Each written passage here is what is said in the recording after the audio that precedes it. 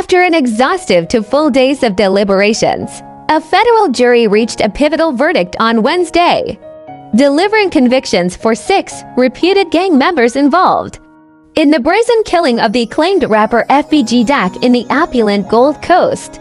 The courtroom atmosphere was charged with emotion as the clock approached 12:35 p.m. and the verdict was announced.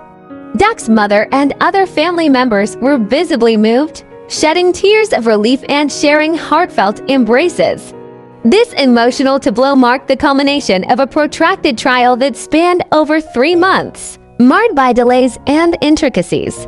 FBG Duck, known in legal realms as Carlton Weekly, met a tragic end on August 4, 2020, when he was fatally shot in an incident allegedly tied to an ongoing gang war. The conflict pitted Duck's Tocqueville faction of the Gangster Disciples against the O Block set of the Black Disciples. Authorities drew connections between this violent episode and the simmering feud, fueled by drill rap diss tracks exchanged between Duck and King Von Davon Bennett, an O Block leader who himself met a violent demise months later.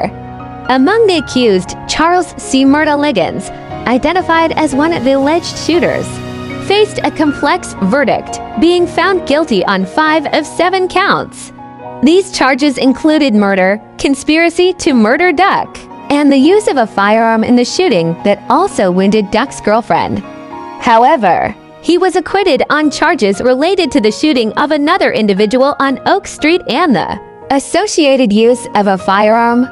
Similarly, Kenneth Kenny Mac Robertson, alleged to be the getaway driver, found himself in a legal labyrinth. He was ultimately found guilty on the same 5 counts as Liggins, but was acquitted on 2 counts related to a separate shooting incident. To Carlos Los Offered, another implicated getaway driver, saw a nuanced verdict, being found guilty on 5 counts but acquitted on 2 charges linked to the shooting of Duck's girlfriend and the associated firearm use. Christopher C. Thang Thomas, another alleged shooter, faced a verdict that included guilt on 3 counts: murder, using a firearm in the murder, and conspiracy to commit murder. However, he was found not guilty on counts related to the wounding of the other 2 victims and the use of a firearm in those incidents. Ralph T.Z. Turpin, accused of orchestrating the violent act by summoning the shooters to Oak Street, received a verdict that held him guilty on 2 counts: murder and conspiracy to commit murder. Marcus Muwap Smart, a 24-year-old implicated gunman, faced a complex legal outcome, being found guilty on 5 counts but acquitted on 2 counts related to the shooting of Duck's girlfriend and the associated use of a firearm.